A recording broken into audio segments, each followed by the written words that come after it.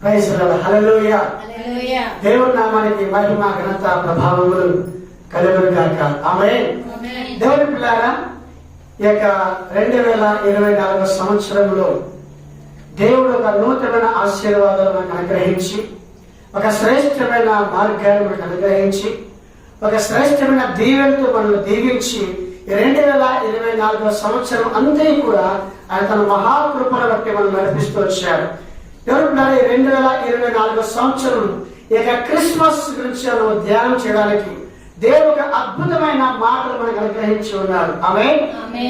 చూసినట్లయితే దేవుని వాక్య భాగాన్ని మత్తయి సువార్త 4వ అధ్యాయము, మత్తయి సువార్త 4వ అధ్యాయము 15వ వచనాన్ని మనము ధ్యానం చేసుకుందాం. ఈ యొక్క వాక్య భాగానికి ఏర్పాటు చేయబడిన యొక్క వాక్య భాగాన్ని చదువుకుందాం. పరిశుద్ధమైన గ్రంథముల నుంచి మత్తయి సువార్త 4వ అధ్యాయము 15వ వచనాన్ని చదువుకుందాం. యోహాను చెరపట్టబడినని యేసు విని గలిలయకు తిరిగి వెళ్ళి నజరేతును విడిచి జెబూలూను నఫ్తాను దేశములకు ప్రాంతములలో సముద్రపు తీరమందలి కపెర్నహూమునకు వచ్చి కాపురముండెను. జెబూలూను దేశమును నఫ్తాలి దేశమును యోర్దానుకు ఆవలనున్న సముద్ర తీరమున అన్యజనులు నివసించు గలిలయు చీకటిలో కూర్చుండి ఉన్న ప్రజలను గొప్ప వెలుగును చూచిరి. మరణ ప్రదేశములోను మరణ ఛాయలోను కూర్చున్న వారికి వెలుగు ఉదయించెను. దేవునికి స్తోత్రము కలుగును గాక. ఆమేన్. దేవుని పిల్లారా, పరిశుద్ధమైన గ్రంథముల నుంచి దేవుని యొక్క వాక్యం విధంగా తెలియజేస్తా ఉన్నది. దేవుని పిల్లారా, చీకటిలో కూర్చున్న వారికి వెలుగు కలుగుతుందంట. ఆమేన్. మరణపు ఛాయలో ఉన్న వారికి మరణ ఛాయలో నుంచి బయటకు తీసుకొని రావడానికి ఒక జీవపు దాత వచ్చాడంట. ఆయనే యేసు క్రీస్తు వారై ఉన్నారు. ఆమేన్. దేవునికి స్తోత్రం. దేవుని పిల్లారా, ఈ యొక్క జీవపు దాత, జీవపు వెలుగు ఎవరై ఉన్నారంటే ప్రభువైన యేసు క్రీస్తు వారై ఉన్నారు. దేవుని పిల్లారా, చీకటిలో కూర్చున్న అన్యజనులు అనగా లోకంలో కూర్చున్న ప్రజలు, పాపంలో కూర్చున్న ప్రజలు, అనేకమైన పాపము ద్వారా పట్టబడి అనేకమైన శాపము ద్వారా వారి జీవితంలో అనేకమైన శ్రమలు అనుభవిస్తున్న వారికి జీవపు వెలుగుగా దేవుడు వచ్చాడంట. హల్లెలూయా. దేవునికి స్తోత్రం. దేవుని ద్వారా ఒక జీవపు వెలుగుగా వచ్చాడు, ఒక శ్రేష్టమైన వెలుగుగా వచ్చాడు. మరణపు ఛాయలో కూర్చున్న వారికి, అంధకారపు శక్తుల చేతులు పీడింపబడుచున్న వారికి ఒక వెలుగు వచ్చిందంట. ఆ వెలుగే యేసు క్రీస్తు వారై ఉన్నాడు. ఆమేన్. ఆ వెలుగే యేసు ప్రభువారై ఉన్నాడు. తెలుపుతారా చూడండి, యోహాను సువార్త 1వ అధ్యాయము 9వ వచనాన్ని ఒకసారి చదువుకుందాం. యోహాను సువార్త 1వ అధ్యాయము 9వ వచనాన్ని ఒక మాట చదువుకుందాం. నిజమైన వెలుగు ఉండెను, అది లోకములోనికి వచ్చుచు ప్రతి మనిషిని వెలిగించుచు ఉన్నది. దేవుడికి స్తోత్రం. ఏంటంట? నిజమైన వెలుగున్నదంట. ఒక నిజమైన వెలుగున్నదంట. ఆ వెలుగు లోకంలోనికి వచ్చినదంట. ఆమేన్. దేవులారా, ఆ వెలుగే యేసు ప్రభువారు 2000 సంవత్సరాల 24 సంవత్సరాల క్రితమే యేసు ప్రభువారు కన్యక గర్భంలో ఈ లోకంలో పుట్టాడు. ఆయన వెలుగై ఉన్నాడు. ఆమేన్. చూడండి మాట్లాడుతున్నారా, నిజమైన వెలుగు ఉండెను, అది లోకంలోనికి వచ్చుచు ప్రతి మనిషిని వెలిగించుచున్నది. చదువు నిజమైన వెలుగు ఉండెను, అది లోకములోనికి వచ్చుచు ప్రతి మనిషికి వెలిగించుచు ఉన్నది. దేవునికి స్తోత్రం. ఆ నిజమైన వెలుగు దేవుని ద్వారా ప్రతి మనిషిని వెలిగిస్తూ ఉన్నది. ప్రతి మనిషి కూడా మనిషి యొక్క జీవితము పాపంలో ఉన్నది. మనిషి యొక్క జీవితము పాప అంధకారంలో ఉన్నది. మనిషి యొక్క జీవితము ఎప్పుడైతే మనిషి పాపము చేస్తాడో ఆ పాపం ద్వారా వచ్చినాక చీకటిని అనుభవిస్తూ వెలుగును చూడక, వెలుగులోనికి రాక, వెలుగు తెలుసుకోక చీకటిలో ఉండి అంధకారంలో ఉండి అంధకారమైన పాపమును అనుభవిస్తూ అంధకారమైన పాపంలో ఉన్న ఆ వ్యక్తికి యేసు ప్రభువు ఈ లోకానికి వచ్చి ఆ అంధకారపు వెలుగును, అంధకారపు చీకటిని తీసివేసి దేవుని యొక్క జీవపు వెలుగును వెలిగించాడు. అవే దేవుని యొక్క జీవపు వెలుగుని వెలిగించాడు. చూడండి, 2వ వచనం మాట చదువుకుందాం. 2వ వచనం యోహాను సువార్త 1వ అధ్యాయము. ఆయన ఆదియందు దేవుని యొద్ద ఉండెను, సమస్తమును ఆయన మూలముగా కలిగెను. ఈయన ఎక్కడున్నాడంట? ఫస్ట్ దేవుని దగ్గర ఉన్నాడంట. పరలోకములో దేవుని యొక్క కుడి పార్శ్వములో ఉన్నాడు. దేవుని యొక్క యెహోవా సన్నిధానంలో ఉన్న వ్యక్తి, దేవుని దగ్గర ఉన్నవాడు. ఆ దేవుని దగ్గర ఉన్న వ్యక్తే, ఆ దేవుడే, ఆయనే ప్రారంభము, ఆయనకు అంతము లేదు, ఆయనకు ముగింపు అనేది లేదు. ఆయనే యెహోవా దేవుడుగా ఉన్నాడు. ఆయనే కుమారుడు యేసుక్రీస్తుగా ఉన్నాడు. ఆయనే పరిశుద్ధాత్మ దేవుడిగా మన మధ్యలో ఇప్పుడు సంచారం చేస్తున్నాడు. ఆమేన్. దేవుడికి స్తోత్రం. దేవుని పిల్లారా, చూడండి, దేవుడు ఒక విధంగా తెలియజేస్తున్నది.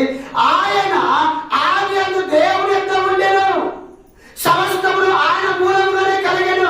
కలిగినదేది ఆయన లేకుండా కలగలేదు. ఆయనలో జీవం ఉండెను, ఆ జీవం మనుషులకు వెలుగై ఉండెను. ఆమేన్. ఆయనలో ఏమున్నదంట? ఆయనలో జీవం ఉన్నది, ఆయనలో ప్రాణం ఉన్నది, ఆయనలో వెలుగు ఉన్నది. కానీ ఆయనలో ఉన్నది మనుషులకు ఇచ్చాడు. ఆమేన్. హల్లెలూయా. దేవుడికి స్తోత్రం. మనుషులకు ఇచ్చాడు. ఆయనలో జీవం ఉన్నది, అది మనుషులకు ఇచ్చాడు. ఆయనలో వెలుగున్నది, ఆయన మనుషులకు ఇచ్చాడు.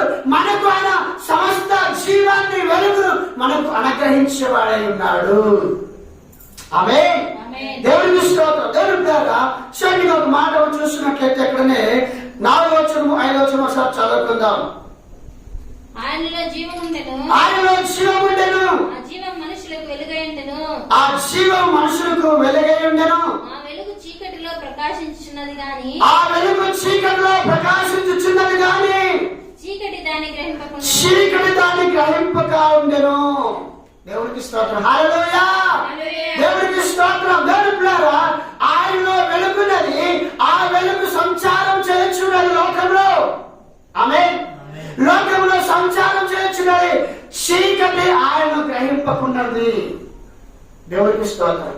దేవుని పిల్లారా, మనిషికి పాపమున్నంత వరకు పరలోకము చేరలేడు. మనిషికి పాపమున్నంత వరకు పరిశుద్ధుడైన దేవుడిని కలుసుకోలేడు. హల్లెలూయా. మనిషికి పాపమున్నంత వరకు దేవుడితో కలుసుకోలేడు, పరలోకానికి వెళ్ళలేడు, దేవుడికి సహవాసం చేయలేడు. కనుక దేవుని పిల్లారా, ఆ చీకటి పోవాలనే దేవుడైన యేసుక్రీస్తు ఈ లోకానికి వచ్చాడు. ఆమేన్. దేవుని మహిమపరచుదాం. ఆమేన్. దేవునికి స్తోత్రం. దేవుని పిల్లారా, ఆ మనిషిలో ఉన్న చీకటిని వెళ్ళగొట్టడానికి జీవపు దాతైన, జీవపు వెలుగైన, జీవపు ఆ యొక్క మార్గమైన ఆ యేసుక్రీస్తు వారు కన్యక గర్భమున ఈ లోకములో జన్మించి నీ నా పాపం నిమిత్తమై ఆయన ఈ లోకానికి వచ్చాడు. హల్లెలూయా. నువ్వు చేసిన పాపాన్ని వెలగొట్టడానికి, మనం చేసిన పాపాన్ని వెలగొట్టడానికి ఆయన కన్యక గర్భమున ఈ లోకంలో జన్మించి శిలువ యాగాన్ని సంపూర్తి చేసి పునరుద్ధరణగా తిరిగి లేచి మరణమును జయించి లేచి సజీవుడిగా ఆయన ఈ లోకంలో ఉన్నాడు. ఆమేన్. హల్లెలూయా. చీకటిలో ఉన్న మనిషిని వెలుగులోనికి తీసుకొని రావడానికి ఆయనకు జీవపు దాతగా ఉన్నాడు, జీవపు వెలుగుగా ఉన్నాడు. దేవునికి స్తోత్రం. హల్లెలూయా. దేవుని బిడ్డలారా, యేసయ్యలో జీవం ఉన్నది, యేసయ్యలో వెలుగున్నది. ఆ వెలుగు మనుషులకి ఇవ్వాలని ఆయన లోకానికి వచ్చాడు. నేను ఇష్టపడినట్లయితే ప్రభువా, నేను పాపిని, నా పాపాలు క్షమించు ప్రభువా, నేను నీ దగ్గరకు వస్తాను ఒక్క మాట పలికినట్లయితే ఆయన జీవపు వెలుగును నీకు ఇస్తాడు. ఆమేన్. నీలో ఉన్న చీకటి శక్తులను, నీలో ఉన్న చీకటిని పారదోలి సమాధానాన్ని దేవుడికి అనుగ్రహించేవాడుగా ఉన్నాడు. హల్లెలూయా. దేవుడికి స్తోత్రాలు కలుగును గాక. దేవుడు చూడండి, 1 పేతురు రాసిన పత్రిక 2వ అధ్యాయము 9వ వచనంలో మనం చూస్తున్నట్లయితే ఆశ్చర్యకరమైన వెలుగు. ఆమేన్. దేవుని బిడ్డలారా, 1 పేతురు రాసిన పత్రిక 2వ అధ్యాయము 9వ వచనంలో మాట్లాడబడింది ఏంటంటే ఆశ్చర్యకరమైన వెలుగు అంటే ఇది. అయితే మీరు చీకటిలో నుంచి ఆశ్చర్యకరమైన తన వెలుగులోనికి మిమ్మల్ని పిలిచిన గుణాతిశయములను బట్టి ప్రచురము చేయ నిమిత్తమును ఏర్పరచబడిన వంశమును రాజులైన యాజక సమూహమును పరిశుద్ధమైన జనాంగమును దేవుని సొత్తైన ప్రజలై ఉన్నారు. ఆమేన్. దేవుడికి స్తోత్రం. ఏమంట? చీకటిలో ఉన్నవారు మనల్ని తన ఆశ్చర్యకరమైన వెలుగులోకి తీసుకొచ్చాడంట. హల్లెలూయా. దేవుడికి స్తోత్రం. దేవుని బిడ్డలారా, చీకట్లో నివసించే వాళ్ళం, అంధకారంలో నివసించే వాళ్ళము, అంధకారమైన పనులు చేసే వాళ్ళము, చీకట్లో సంచరించి చీకటి పనులు చేసే వాళ్ళము. అయితే మనల్ని పిలిచిన దేవుడు నమ్మదగిన దేవుడు. హల్లెలూయా. హల్లెలూయా. అదే చీకట్లో నివసిస్తే, అదే అంధకారంలో నీవు వింటే నువ్వు నిత్య నరకానికి వెళ్తావని దేవుడు గ్రహించి తన ప్రియ కుమారుడు యేసుక్రీస్తు ఈ లోకానికి పంపించాడు. ఆమేన్. హల్లెలూయా. తన ప్రియ కుమారుడైన యేసుక్రీస్తు ఈ లోకానికి పంపించాడు ఆయన. అందుకని ఆయన ఒక పిలుపు పిలిచాడు, నా దగ్గరికి రమ్మని. ఆమేన్. నా ప్రియ సహోదరుడా, సహోదరి, యేసు ప్రభువుకు పిలుపునిస్తున్నాడు. ప్రయాసపడి భారం మోసుకొచ్చిన వాళ్ళారా, నా ఎద్దకు రండి, నేను మీకు ఏమిస్తాను? విశ్రాంతిని అనుగ్రహిస్తాను. హల్లెలూయా. విశ్రాంతిని అనుగ్రహిస్తావు చెప్పాడు. ఆయన పిలిచాడు. లోకములో పాపము శాపములో నువ్వు ఉన్నావు, నా దగ్గరికి రా, నీకు నేను సమాధానం ఇస్తాను, సంతోషమునిస్తాను, ఆరోగ్యమునిస్తాను, ఆయుష్నిస్తాను, ఐశ్వర్యమునిస్తాను, నీకు నెమ్మదిని కలగజేస్తాను, పాపపు మార్గమును తీసివేసి నీతిమంతుడిగా నేను చేస్తాను. ఆమేన్. హల్లెలూయా. చదవండి 1 పేతురు రాసిన పత్రిక 2వ అధ్యాయం 9వ వచనంలో మిమ్మల్ని పిలిచిన వాడు. చదవండి.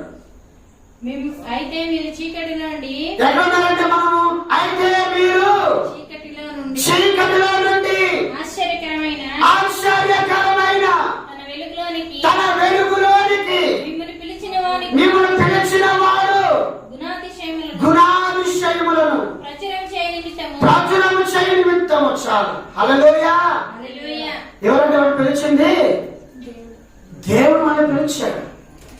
ఆశ్చర్యకరమైన వెలుగులోకి పిలిచాడు. హల్లెలూయా. ఇంతవరకు ఎన్నడూ చూడలేక వెలుగు, ఇంతవరకు ఎప్పుడు కూడా చూడలేక వెలుగు, ఆశ్చర్యకరమైన వెలుగు, శ్రేష్టకరమైన వెలుగు, సమాధానకరమైన వెలుగు. హల్లెలూయా. దేవునికి స్తోత్రం కలుగును గాక. దేవుని ప్రేమ చూడండి, సమాధానకరమైన వెలుగు, ఆశ్చర్యకరమైన వెలుగు పిలిచాడు దేవుడు. నిన్నున్నాను ఏ వెలుగు లేకుంట ఆశ్చర్యకరమైన వెలుగులోనికి. చీకట్లో ఉండేవారము ఆశ్చర్యకరమైన వెలుగు పిలిచాడు దేవుడు. చూడండి దేవుడు, ఇంకా మాట చదువుకుందాము. 2వ కొరింథీయులకు రాసిన పత్రిక 4వ అధ్యాయము 4వ వచనం ఒకసారి చదువుకుందాం. 2వ కొరింథీ 4వ అధ్యాయము 4వ వచనం ఒకసారి చదువుకుందాం. మా సువార్త మరుగు చేయబడిన ఎడల ఆ, నశించిన వారి పాపం విషయంలోనే మరుగు చేయబడి ఉన్నది. ఆ. దేవుని స్వరూపైన క్రీస్తు దేవుని స్వరూపైన క్రీస్తు మహిమను కనపరచు మహిమను కనపరచు సువార్త ప్రకారము సువార్త ప్రకారము సువార్త ప్రకాశం వారికి సువార్త ప్రకాశము వారికి ప్రకాశింపకుండా నిమిత్తము ప్రకాశింపకుండినట్లు ఈ యుగ సంబంధమైన దేవత ఈ యుగ సంబంధమైన దేవత అవిశ్వాసులైన వారి అవిశ్వాసైన వారిని మనోనేత్రములను గుడ్డితనము కలగజేసెను. దేవుడు గమనించండి, ఈ లోక సంబంధమైన సాతాను యొక్క మరి శక్తులు, ఈ లోక సంబంధమైన సాతాను యొక్క దూతలు, సాతాను ఏం చేస్తుంది తెలుసునా? దేవుని యొక్క మహిమ వెలుగును చూడక, దేవుని యొక్క మహిమ సువార్త వెలుగును ప్రకాశింపనీయకుండా వారి యొక్క మనోనేత్రాలు గుడ్డితనముగా చేసింది. వారి యొక్క మనోనేత్రాలు గుడ్డితనంగా చేసింది. దేవుని యొక్క వాక్యం యొక్క వెలుగు చూడకుండా, దేవుని యొక్క వాక్యం యొక్క ప్రకాశం యొక్క వెలుగును చూడకుండా, దేవుని యొక్క సువార్త యొక్క ఆశ్చర్యకరమైన వెలుగు చూడకుండా వారి యొక్క మనోనేత్రం ఏం చేసిందంట? గుడ్డితనముగా చేసింది. అయితే దేవుడు ఆశ్చర్యకరముగా దేవుడిని పిలిచాడు. హల్లెలూయా! ఆశ్చర్యకరంగా దేవుడిని పిలిచాడు. ఒక శక్తి కలిగిన వెలుగు వచ్చింది, శ్రేష్టమైన ఒక వెలుగు వచ్చింది. ఆ వెలుగే దేవుని యొక్క వెలుగు, ఆ వెలుగే దేవుడు. ఆమేన్. హల్లెలూయా! దేవునికి స్తోత్రము కలుగును గాక. దేవుడు వచ్చండి, మొదటి యోహాను సువార్త, మొదటి యోహాను యొక్క పత్రిక 2వ అధ్యాయము 7వ వచనం మాత్రం చూస్తున్నాం. మొదటి యోహాను యొక్క పత్రిక 2వ అధ్యాయము 7వ వచనం చదువుకుందాం. 2:8.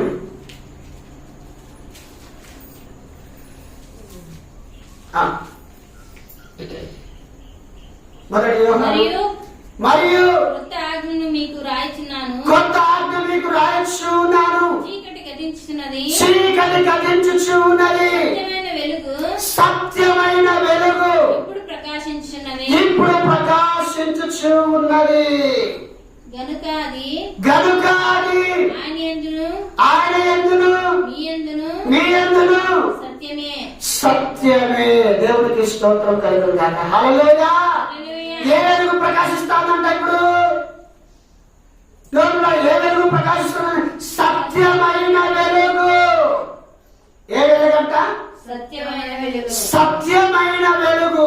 దేవుడు పిల్లారా, యేసు ప్రభువు సత్యము, ఆయన మార్గము, ఆయన జీవమై ఉన్నాడు.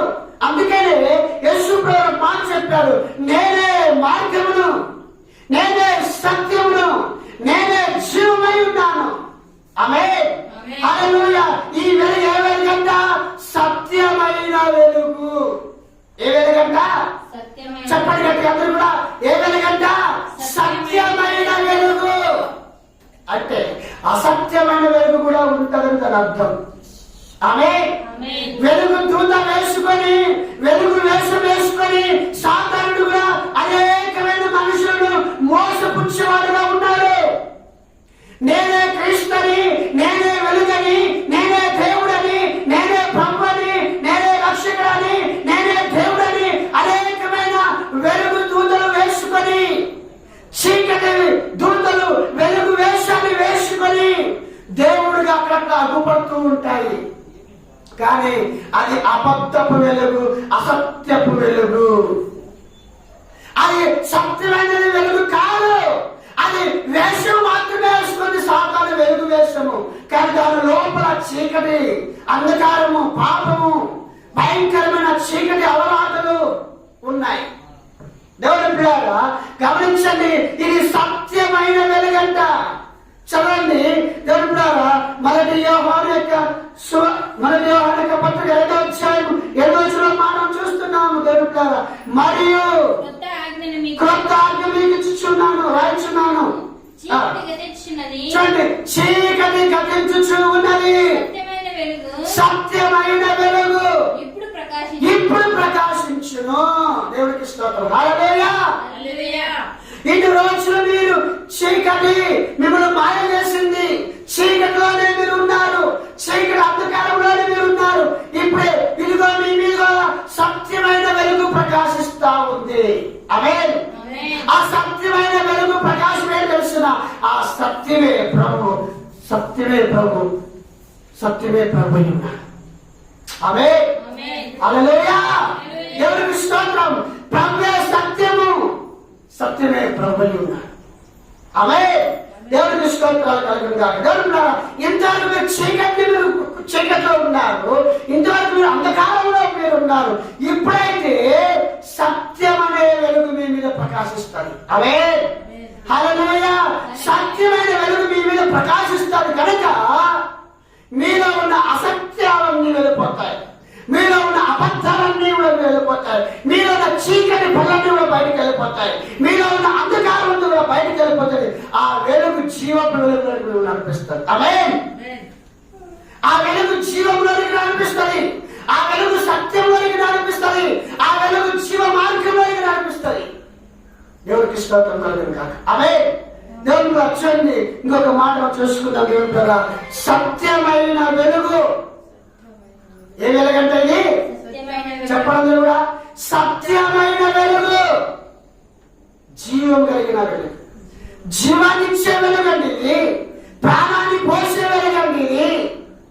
పాపములో అంధకారంలో పడిపోయి నశించిన మీ జీవితానికి వెలుగునిచ్చి జీవాన్నిచ్చి జీవపుగా నిలబెట్టేది జీవపు వెలుగండి వెలుగు. ఆ వెలుగే యేసు ప్రభువారై ఉన్నాడు. ఆమేన్. దేవుడికి స్తోత్రము కలుగును గాక. దేవుని పిల్లారా, చూడండి మాట చూసుకున్నట్లయితే దేవుని పిల్లారా, యెషయా 60:19 మాట రాయబడింది. నిత్యమైన వెలుగు. ఏ వెలుగంట? నిత్యమైన వెలుగు. ఇంతకు ముందుగా చూసిన వెలుగు సత్యమైన వెలుగు, అంతకు ముందుగా ఆశ్చర్యకరమైన వెలుగు, జీవపు వెలుగు. దేవునికి స్తోత్రం. హల్లెలూయా. దేవుడా, ఈ వెలుగు ఎలా ఉంటుందంటే నిత్యము ఉంటుందంట, ఎల్లప్పుడూ ఉంటుందంట. దేవుడితో ఉండే వెలుగు, దేవుడై ఉన్న వెలుగు.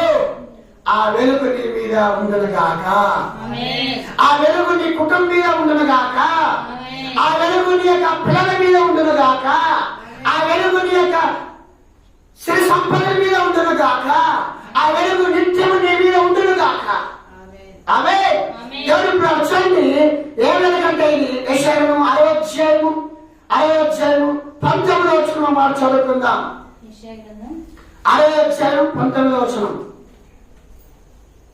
ఇక మీదట పగలు సూర్యుని ప్రకాశము యొక్క ప్రకాశమును మీకు వెలుగుగా ఉండదు, మీకు వెలుగుగా ఉండదు. మీకు వెలిగించుటకై చంద్రుడు ఇక్కడ ప్రకాశింపడు, యెహోవాయే నిత్యమైన వెలుగును నీ దేవుడు భూషణముగా ఉండును. నీకు భూషణముగా ఉండును. నీ సూర్యుడికను అస్తమింపడు, చంద్రుడు క్షీణింపడు. యెహోవాయే నీకు నిత్యమైన వెలుగుగా ఉండును. నీ దుఃఖ దినములు సమాప్తమగును. దేవుడికి స్తోత్రం. హల్లెలూయా. దేవుడికి స్తోత్రం. దేవుడి పిల్లారా, ఏ వెలుగంట ఇది? నిత్యము ఉండే వెలుగంట. దేవుడికి స్తోత్రం. ఏ వెలుగంట? నిత్యము ఉండే వెలుగు, ఎల్లప్పుడూ ఉండే వెలుగు. ఈ లోకంలో కొన్ని మనం చేసుకుంటాం, వస్తువులు కావచ్చు, లేదా ఇంకేమైనా పొలాలు కావచ్చు, ఇళ్ళు కావచ్చు, పరికరాలు కావచ్చు, ఏదైనా కావచ్చు. అవి కొంతకాలం ఉండొచ్చు, కొంతకాలం ఉండకపోవచ్చు. కొన్ని స్నేహాలు ఉండొచ్చును, ఉండకపోవచ్చు. కొన్ని బంధాలు ఉండొచ్చును, నిత్యము ఉండకపోవచ్చు. కొన్ని యొక్క కుటుంబ బంధాలు నిత్యం ఉండొచ్చును మన దగ్గర, కొన్ని ఉండకపోవచ్చు. కొన్ని స్నేహాలు మన దగ్గర నిత్యం ఉండొచ్చును, ఉండకపోవచ్చును. కానీ యేసయ్య చెప్తున్న మాట తెలుసిన, నిత్యము మీకు వెలుగుగా ఉంటాడట. హల్లెలూయా. దేవుడికి స్తోత్రం. నిత్యమైన వెలుగు, సత్యమైన వెలుగు,